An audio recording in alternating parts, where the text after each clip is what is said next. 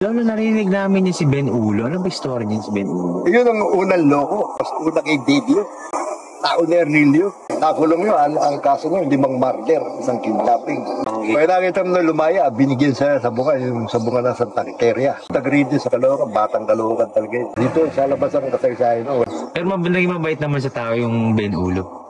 Oo, mabait. Dahil loko yan. Ang isang loko, mabait sa kapwa niya yan. Hindi abusado yan. Kasi loko yan, hindi mag-aabuso yan. Para mag-abuso yan, doon sa alam niyang kalaban niya. Yun, doon niya ilalabas talaga yung pagkaloko mo. Pero pag ikaw simpleng tao, hindi. Poboy nga yan, kung tawagin ng tao. Poboy yan, dahil loko yan. Gulang mo. Yung mga unang sika. Buong Pilipinas yun. Putok siya. Bago yung Big Four. Dahil tatanda ng Big Four, nakakulong na si kasama niya sila Joker. Kaya natatakan siya ng palo, nagpatatak siya. Numero ko, 63912P. Ito naman yung sabitay ko, 72338. Yan. Ewan mo kung inabot yung Big Panther niya sa harap ng palengke. Monumento Market. Kung taas doon, Sugalan, saka beer house na malaki. Sa mga assist yan. Ano ko yung nasa ni Bibi. May personnel ng mga nagpapasugal. Para may protection yung establishment. Kasi marami lumabas ng mga pulis na abusado, mga panahon na yun. Iba, hindi naman taga rito sa Caloocan. So, mag-lab at saka sugalan. Di magulo yan. Kung ikaw ang kapitalista, siyempre, kailangan meron kang mabigat-bigat na protection dyan, na tao. Yung kaya nabaril ako. Ang nakaway ko, lasing na. Yung mga kasama niya, naglalaro ng monti, sugan. Pero itinimbre na sa akin ng security namin sa club na, boy, yung pulis, napakapulis. Sinutulak pa ako Sabi ng ganyan. Kaya yung baril niya, hindi niya sinurrender. Nakasublit sa katawat na. Yung mga panahon na yun, may hina pa isang baril sa pulis. Kami, puro malalakas ang isa namin baril. Mukha ng 1911, yung akin. Pinakamalakas yun sa kalibre 45. Yun ang gamit ko. Mapili nga ako sa gamit kasi bata pa ako, mahilig na ako sa armas. Kaya yun ang pinilit kong kako ay malalakas na armas. Para hindi ako diyato. Yung mga panahon na yun, dahil binata ako, pangalawa, nagluloko ako. Saka hindi ka naman basta kukunin ng isang tao, hindi ka pwede pagkatiwalaan. Kung hindi ka putok Kung ikaw ay sumain, nalipunan, yun ang gusto ng mga politiko. Yun ang ginukuha nila. Ilang taon ba kayo nagsilbi kay Bibi Asisto Lolo? Mula 1965. Ngayon, hindi na dahil karamihan Big Four patay na si Baby na lang buhay Una kong pilotokan siya, kaya nakabunod ka agad. Ang baril na 38 lang. Dito, saka sa katawan niya ako pinunterian. Kasi down na siya nakabunod pa. Putok pa. Bago, tinimbre sa akin, security meron mo ayaw iwanan sa labi yung baril niya. Bawal yun. Kukunin ko lang sa kanya. Kumbaga, didisarmahan ko siya. Ayaw, umistep siya ng paatras. Porbang bubunod siya, pinutukan ko na siya. Bagsak siya.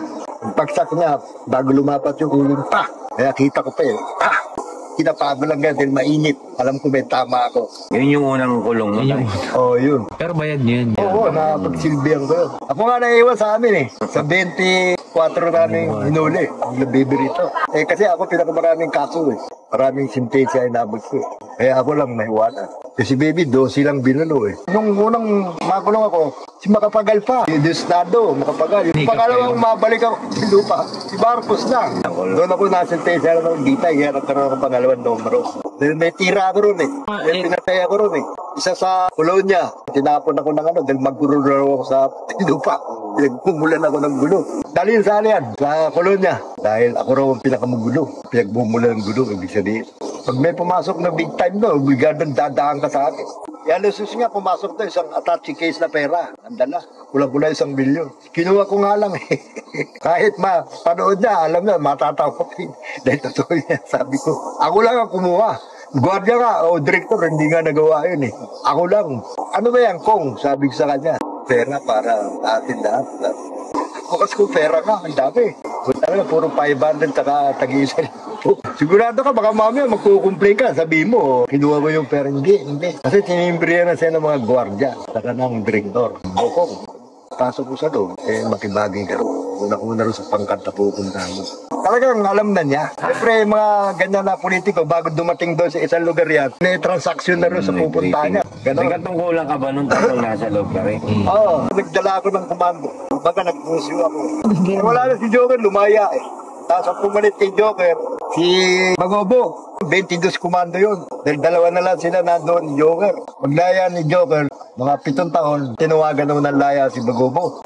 Mag-i-eleksyon. Kasi pangkat, pati ng bosyo ka, ibig sabihin bosyo ka, ikaw magko-commander doon, parang presidente ka sa lugar. Pipiliin mo yung talagang pwedeng pumipil na maging presidente. Ako lang nakita nila. Loob at labas nakita nila record ko.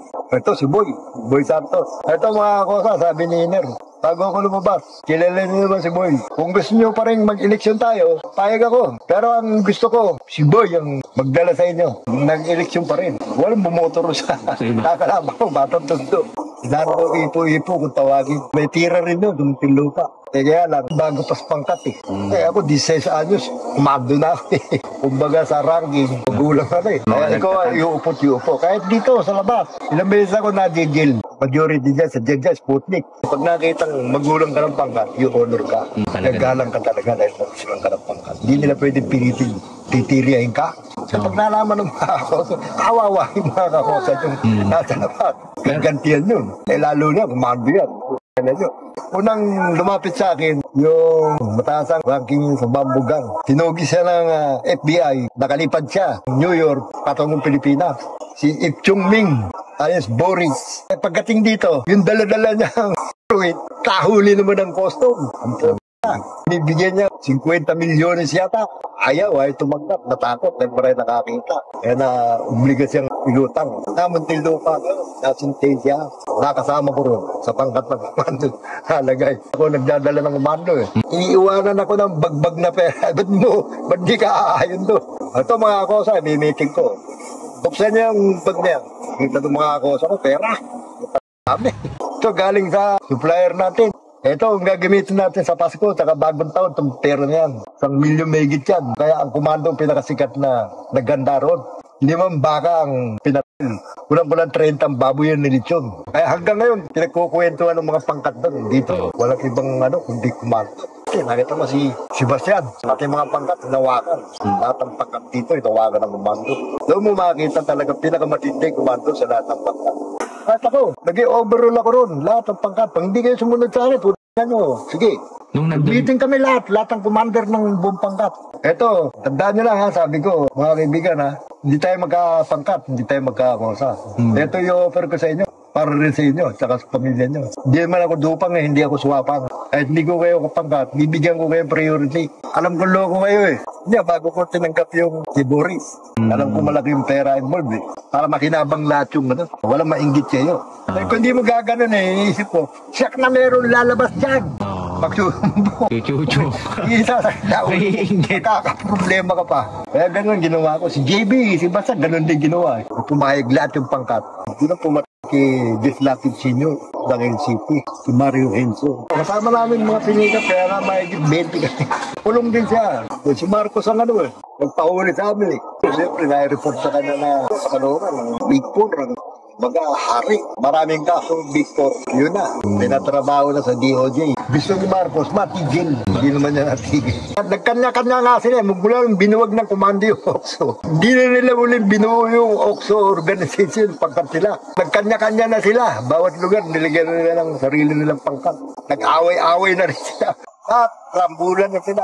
Ganun na nangyari. Kaya sabi namin, tignan mo yung ginawa ni Joker. Nagpapakain na lahat yung mga nagdadala ng mga magugulang ng saya. Ay, napinikula yun eh. Yung OXO Sigi-Sigi. Ang komando nun, nalusubin yun. Ang bilang, mga 200 pa lang ang miyembro. Loob at labas. Ang gawin nila yun. Hanggang ngayon, ang pinakamarami sa Muntinlupa na nakukulong talaga, Bisaya. Sa hirap ng buhay nila, nakagawa nila kung ano mga kaso.